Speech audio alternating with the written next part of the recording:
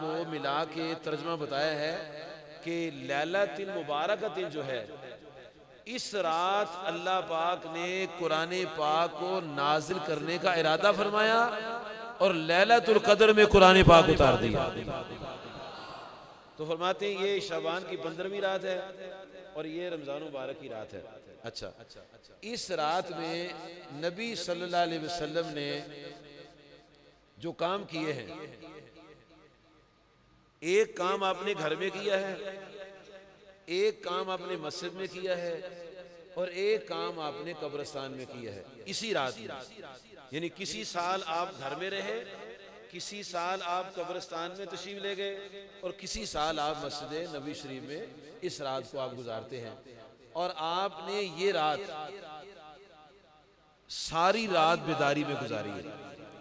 इसमें दुर्रे मंसूर, तफसीरुल बयान, तफसीर महबूर रहमान, मजमू ज़वाइद, कंजुल माल और अल जामिल शोबुल ईमान, इमाम बहकी की किताब है।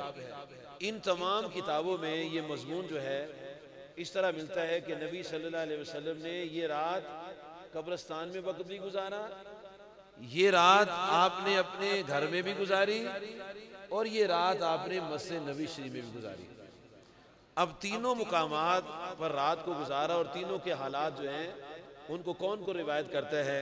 जनाबे अमीरुल मोमिनीन सैयदना अली इब्न अबी तालिब कर्रमल्लाहु वजहू बयान करते हैं, उम्मुल मोमिनीन सैयदा आयशा सिद्दीक़ा रज़ी अल्लाह अन्हा बयान करती हैं, मुआज़ बिन जबर रज़ी अल्लाह बयान करते हैं, अब्दुल्ला बिन अम्र रज़ी अल्लाह बयान करते हैं और हज़रत सैयदना अबू बकर सिद्दीक़ रज़ी अल्लाह तआला अन्हु इस रात के हाल को बयान करते हैं।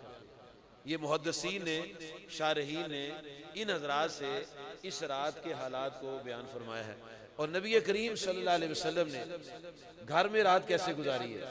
उम्मुल मोमिनीन सैयदा आयशा सिद्दीक़ा तय्यबा ताहिरा रज़ी अल्लाह तआला अन्हा फरमाती हैं कि इस रात नबी सल्लल्लाहु अलैहि वसल्लम का क़याम मेरे आस्ताने में था।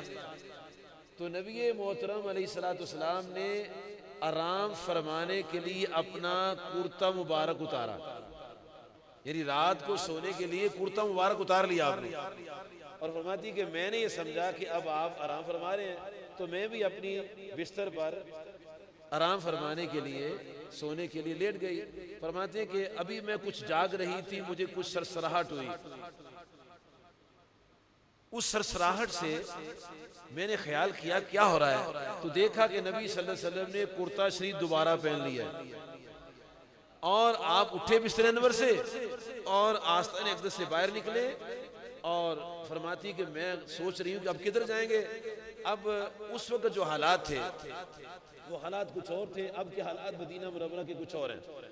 उस वक्त हालात ये थे कि जन्नतुल बकी मस्जिद नबी के बिल्कुल करीब था।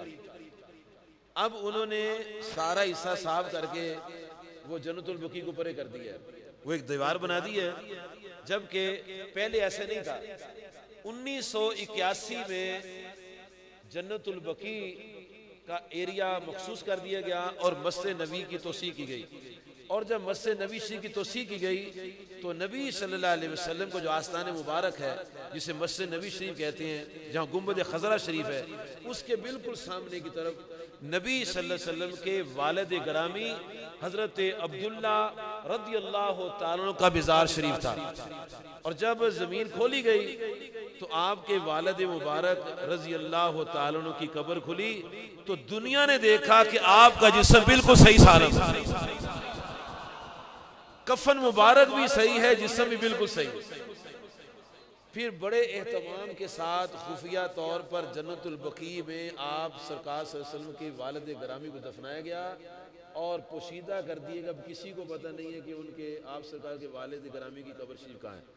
पूछो तो कहते मैं पता ही नहीं, हालांकि 20 साल की बात है। तो जो 20 साल का नहीं पता तो 14 साल का कैसे पता लग सकता है कि इसकी कब्र शरीफ किधर है। तो हुजूर सल्लल्लाहु अलैहि वसल्लम अपने आस्ताने अक़दस से निकले और आप सरकार सल्लल्लाहु अलैहि वसल्लम जन्नतुल बकी तशरीफ ले गए। तो उम्मुल मोमिनीन फरमाती मैं भी पीछे पीछे चली गई। कब्रिस्तान जन्नतुल बकी तशरीफ ले गई, आप भी पीछे पीछे।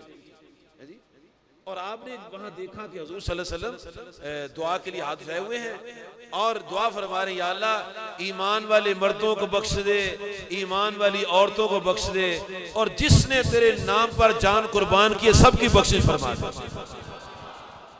ये आप सरकार सल्लल्लाहु अलैहि वसल्लम ने दुआ फरमाई और उम्मुल मोमिनीन रज़ी अल्लाह अन्हा ने वहाँ जन्नतुल बकी में दुआ सुनी।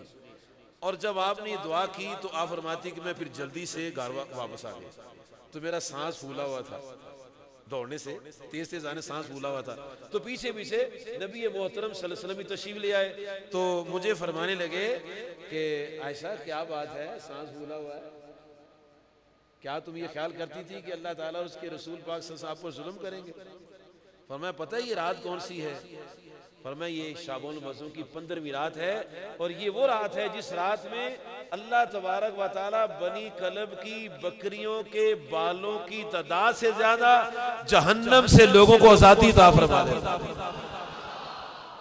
ये आप सरकार सल्लल्लाहु अलैहि वसल्लम ने उम्मुल मोमिनीन सईदा आयशा सिद्दीका तय्यबा ताहिरा रज़ियल्लाहु तआला अन्हा को इस रात में इरशाद फरमाया। अब जनाब हजरत अली कर्रमल्लाहु वजहू इरशाद फरमाते हैं कि मैंने नबी सल्लल्लाहु अलैहि वसल्लम को मस्जिद में देखा कि आपने नमाज शुरू की, 2 नफल पढ़े, फिर 2 नफल पढ़े, फिर 2 नफल पढ़े, फिर 2 नफल पढ़े, फिर 2 नफल पढ़े, फिर 2 नफल पढ़े, फिर 2 नफल पढ़े। कितने हो गए? 7, 14 हो गए, 2 पढ़े ना, तो 14 नवाफिल आपने पढ़े। अच्छा, जनाब अली कर्रमल्लाहु वजहू देख रहे हैं। इससे तरीकत के जो लोग हैं, बरादरान तरीकत समझे जरा गौर से, आप सरकार सल्लल्लाहु अलैहि वसल्लम जहाँ शरीयत के मसाइल समझाए वहाँ तरीकत के मसाइल भी समझाए हैं। और जनाब अली रज़ी अल्लाह अन्हु जो इमामुल औलिया हैं, सबसे ज्यादा तरीकत को समझते हैं। जब नबी सल्लल्लाहु अलैहि वसल्लम ने नवाफिल शुरू किए तो जनाब अली कर्रमल्लाहु वजहू ने नवाफिल शुरू नहीं किए, जनाब अली कर्रमल्लाहु वजहू ने नवाफिल शुरू नहीं किए, बल्कि आपको देखते रहे। इससे ये पता चला कि शेख अगर नफल पढ़ता हो तो मुरीद को देखना चाहिए और ज़ियारत करते रहना चाहिए, और जब शेख कहे तो फिर नफल पढ़ने चाहिए। फर्जों का मसला हो रहा है, ये नवाफिल की बात कि शेख की मौजूदगी में ज़ियारत करनी है, नवाफिल नहीं पढ़ने, शेख की ज़ियारत करनी। तो जनाब अली कर्रमल्लाहु वजहू आपकी ज़ियारत करते रहे, नफल नहीं पढ़े, गिनते रहे कितने नफल पढ़े। उसके बाद नबी सल्लल्लाहु अलैहि वसल्लम तशरीफ फरमा हुए बैठ गए, तो आप सरकार सल्लल्लाहु अलैहि वसल्लम ने सूरत फातिहा शरीफ की तिलावत शुरू फरमाई। जनाब अली गिनते रहे, 1 2 3 4 करते करते 14 मरतबा आपने सूरत फातिहा शरीफ गिन के पढ़ी। फिर 14 मरतबा सूरत फातिहा शरीफ के बाद नबी सल्लल्लाहु अलैहि वसल्लम ने 14 मरतबा सूरत इखलास शरीफ पढ़ी, फिर 14 मरतबा सूरत फलक शरीफ पढ़ी, फिर 14 मरतबा सूरत अन्नास शरीफ पढ़ी, और जनाब अली कर्रमल्लाहु वजहू गिनती करते रहे। इसका मतलब शेख के नवाफिल भी गिनने चाहिए और तस्बीहात भी गिननी चाहिए, ताकि किसी मौके पर खुद करने का मौका मिल जाए। इसलिए जो बरादरान तरीक़त हैं वो ये रूहानी मनाज़िल हासिल करने के लिए इन मसाइल की तरफ भी तवज्जो रखा करें, ये तवज्जो बड़ी ज़रूरी है। अगर शेख है चलो नफल पढ़ो, फिर नफल पढ़ने चाहिए, अगर ना कहे तो फिर ज़ियारत करनी चाहिए। तो आपने ये गिनती के हिसाब से 14 मरतबा काम किए। फिर 1 मरतबा आयतुल कुर्सी शरीफ पढ़ी, फिर 1 मरतबा सूरत तौबा की आयत नंबर 128 नंबर पढ़ी आपने। फिर दोबारा मैं अर्ज़ करता हूँ, 14 नवाफिल पढ़े, 14 मरतबा सूरत फातिहा शरीफ पढ़ी, 14 मरतबा कुल वल्लाह शरीफ, 14 मरतबा सूरत फलक शरीफ, 14 मरतबा सूरत अन्नास शरीफ, 1 मरतबा आयतुल कुर्सी, और 1 मरतबा लक़द जाअकुम रसूल मिन अनफुसिकुम अज़ीज़ुन अलैहि मा अनित्तुम हरीसुन अलैकुम बिल मोमिनीना रऊफ़ुर रहीम। ये आपने तिलावत फरमाए। और जब आपने ये तिलावत मुकम्मल कर ली तो जनाब अली कर्रमल्लाहु वजहू अर्ज़ करते हैं कि या रसूलल्लाह सल्लल्लाहु अलैहि वसल्लम, ये जो कुछ आपने पढ़ा है ये कोई और भी पढ़ सकता है? फरमाया हाँ पढ़ सकता है। तो हुजूर इसका सवाब क्या मिलेगा हमारे लिए? चूंकि हम सवाब के हैं ना मुतलाशी, हम कहते हैं जो भी काम करें उसमें हमें सवाब होना चाहिए, दुनिया का भी सवाब होना चाहिए, आखिरत का भी सवाब होना चाहिए, नफ़ा हर वक्त नफ़े में हम कोशिश रहते हैं, अच्छी बात है, नफ़ा हासिल करना चाहिए।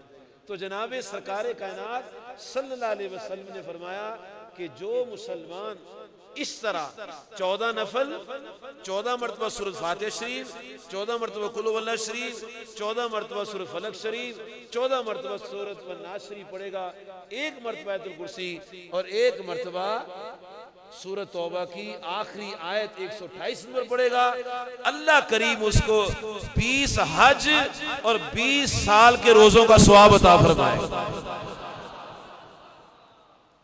अब ये काम जो है, ये काम अल्लाह के फजल करम से आध घंटे में मुकम्मल हो जाते हैं। तो आज ये काम भी सब ने करना है। वक्त मिलेगा इंशाअल्लाह ताला, है जी, वक्त मिलेगा। 14 नफल पढ़ने हैं और 14 मरतबा पहले क्या पढ़ना है? सूरत फातिहा शरीफ, फिर कुल हुवल्लाह शरीफ, फिर फलक शरीफ, फिर ये याद रहेगा ना। अगर जिसको जुबानी याद नहीं, कुरान शरीफ से पढ़ ले। आपको तो कुरान हिफ्ज़ था ना। अब नबी सल्लल्लाहु अलैहि वसल्लम ने ये रात का मामूल बता दिया कि जो रात को ये काम करेगा, ये किन किताबों में लिखा है? दुर्रे मंसूर, अल जामिल शोबुल ईमान और कंजुल माल, इन किताबों में ये आपका मामूल इस रात का लिखा हुआ है। और फिर आपने फरमाया कि जो रात को ये इबादत करे और सुबह को रोजा रखे। अब रात का सवाब अलहदा और सुबह का सवाब क्या फरमाया? फरमाया जो सवेरे रोजा रखेगा अल्लाह करीम उसको 2 साल के रोजों का सवाब अता फरमाएगा, 1 साल माजी का, 1 साल मुस्तकबिल का।